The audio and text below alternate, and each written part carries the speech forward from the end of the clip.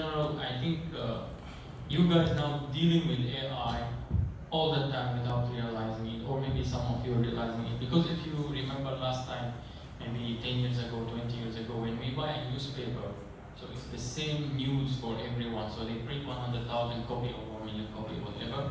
It's the same news. It's the same news feeds for everyone. Now let's say Facebook.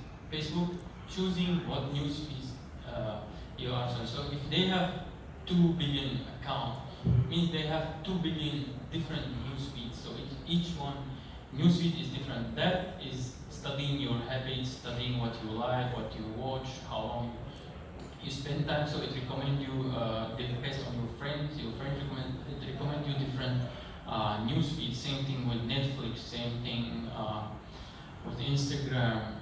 Now even Grab. So last time when you used to call the taxi company, the operator need to broadcast. Now AI choose the car for you, decide the rate, and assign you the. So we are dealing with AI now all the time, and okay, AI has two sides. So there is what we call it augmented intelligence, with what Antia mentioned. When AI help human to get rid of the redundant work and let the human focus on what is more important. But also there is the artificial intelligence when AI is replacing the human, because any low skill job is going to be replaced. So that's what my take on the current AI. That's a very good point, and that brings me to Caroline with the first question also. How do you see, or did you see, like, jobs changing over the past 3 to 5 years, if any, due to AI, right, or due to the advancement? How do you see maybe even the skills already changed, like 3 to 5 years in the past until today? Is there any significant change already that happened, or is it now only going to change?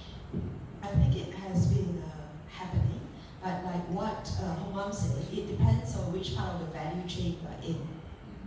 If you are in the lower value chain where your job is data input, of course that will go away, right? And it has been going away for the past 3 to 5 years. And I think those from banking, that is the most obvious one. It always starts from the things that you can automate, you can simplify, and that's where AI comes in very well.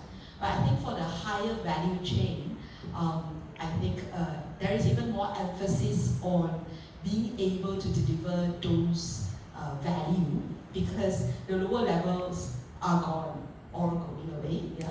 And that's why it's actually dependent on where you are on the value chain. Yeah. And what do you think about the skills itself? Is there like a change in the skill set that is in demand today that was maybe not in demand 5 years ago, or the other way around, like 5 years ago was a high demand, but today no one cares anymore if someone has this or that skills? Right, I think skills by itself, for example, the things like the human skills, right, or the soft skills, like some people would call it, I think those are even in higher demand because of AI. Because that's when you need to take the data and analyze and apply it and be able to interpret and connect the dots, right? So I think those kind of skills are getting more and more important.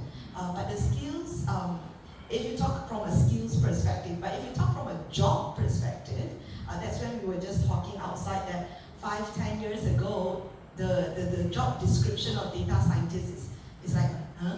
You know? But now you have people who put their resumes in, data scientists, wow, you know? Yeah, I think if you go by designations, I think things like data scientists, even when I speak to some of my clients, and because most of our clients are on the multinationals or local GLCs, the bigger ones, even in plantation, I was surprised a couple of years ago when they talk about new job descriptions like drone drivers.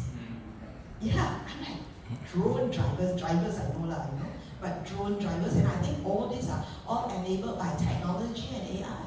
So this depends on which angle that you're looking